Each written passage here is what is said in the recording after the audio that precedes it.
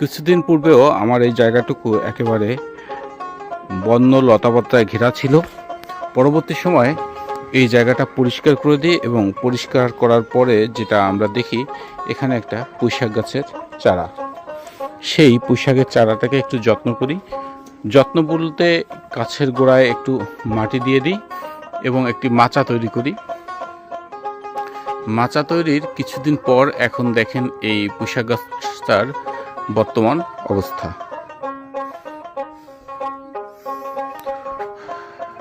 মোটা ডগা তৈরি হয়েছে এবং বেশ পাতা, এবং পাতাগুলো অনেক সুন্দর।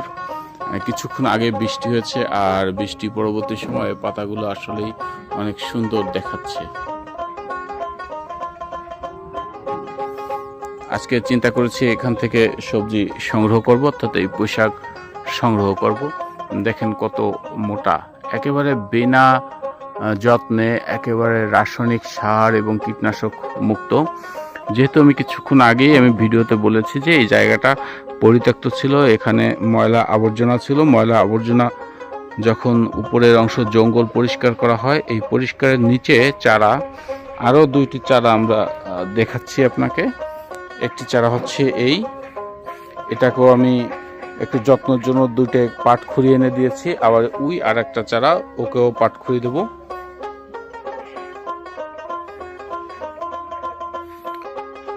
অর্থাৎ এই ভিডিওটা করার উদ্দেশ্য যে আপনি আপনার যে সমস্ত জায়গা পতিত আছে সেখানেও যদি আপনি দুই একটা বীজ বপন করে দেন এবং সেদিকে একটু খেয়াল নেন, তাহলে কিন্তু সেখান থেকে ভালো ফসল আনা সম্ভব।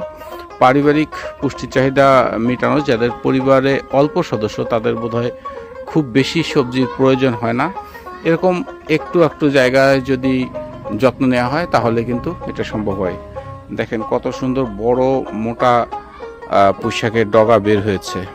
এই ব্রাঞ্চগুলোই কিন্তু এখন এই যে লম্বা যে ব্রাঞ্চটা দেখছেন, এটা হচ্ছে প্রথম ব্রাঞ্চ। এটাকে আমি কেটে যখন দেবো, এর পাশ থেকে আবার নতুন ব্রাঞ্চ অর্থাৎ শাখা বের হবে। তখন সম্পূর্ণ মাচাটা, অর্থাৎ আমরা যেটা এখানে ঘুড়ি বলি, এই ঘুড়িটা সম্পূর্ণ ভরে যাবে।